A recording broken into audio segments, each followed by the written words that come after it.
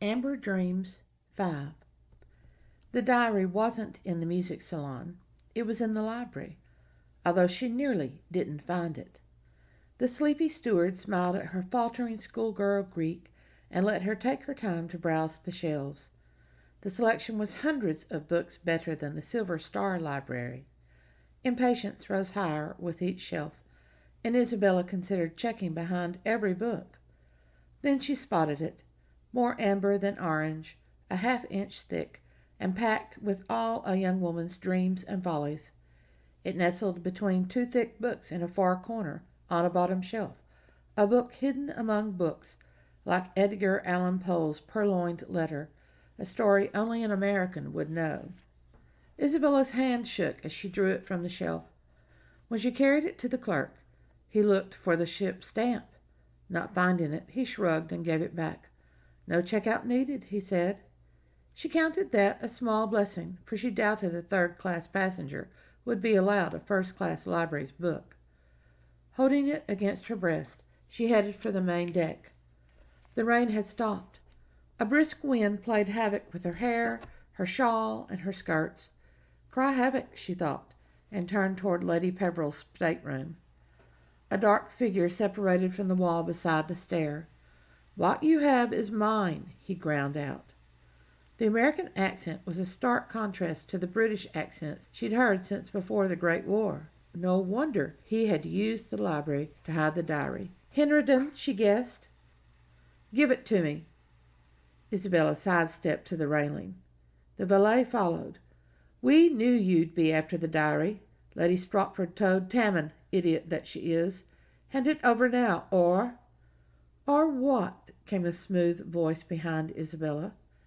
Henriden jerked back. She put her back to the railing and glanced behind her. Colonel Worthy's cigarillo tip glowed red as he inhaled. "I'm waiting." The innocuous words had an ominous growl. The valet stepped back into the shadows. Footsteps clanged as he ran down the outer stairs. "Well, Mrs. Tarrant?" "Colonel," she settled on simple words. "Thank you." "An escort would be wise this late at night." "I will remember that." "May I escort you somewhere?" Isabella hesitated. "Should we report him?" "I dare say he'll debark at Gibraltar." "Yes, but—" She hesitated. She didn't have permission to share the story of the diary far and wide. She thought she could trust Netta and Hetty, but the Colonel? No. And no crime had been committed, just the threat of a crime, to Gemma and to herself. Henriden had prepared for blackmail, but she'd found the diary before he used it for that. If she returned the diary to Gemma or to Lady Peveril, how long before it once again went missing? She flung the diary over the railing. Wind fluttered the pages as the diary dropped. The gust also played havoc with her shawl. She snatched the cloth before it flew away. Far below came a faint splash, almost lost in the wind and the waves that the ship plowed through. "A simple solution," Worthy commented. "For the best, I've always found." He exhaled, and the rich tobacco scent surrounded her before it also whisked away. "May I have your arm? I must speak with Lady Peveril." "And Lady Stropford?" How much did Colonel Worthy know? Rather than question him, she held out her hand. "I will leave it to her ladyship to explain to her protégé." He offered his crooked elbow. To Lady Peveril, Isabella said only that she had disposed of the diary, witnessed by Colonel Worthy. She implied that the valet was not a good choice for an employee. The older woman gave her a gimlet eye. "I doubt we'll convince Stropford to do without a valet." "I may have an answer to that," Worthy said. "Ah, our young bride. Lady Stropford, may I have the next dance?" Gemma giggled and grabbed his offered hand. "Lady Peveril?" He bowed slightly. "At your service." Then he was towed onto the dance floor, and Isabella stole away, satisfied that she had completed a mission she hadn't asked for or wanted. In the morning, brilliant sunshine had replaced the dreary clouds.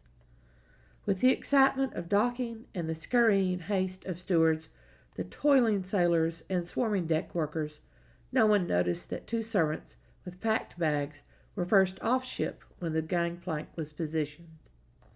Only when Lord Stratford returned from the gymnasium did he discover his valet had disappeared, along with his wallet of ready cash.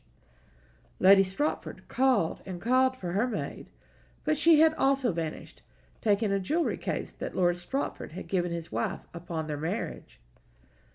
Captain Pitney escorted the couple to the local authorities to file a report for one Edgar Allan Henderson and one Elspeth Tannen. When that hullabaloo died down, Isabella did ask Lady Peveril to send a thank you to August Clemmings in the mail-room.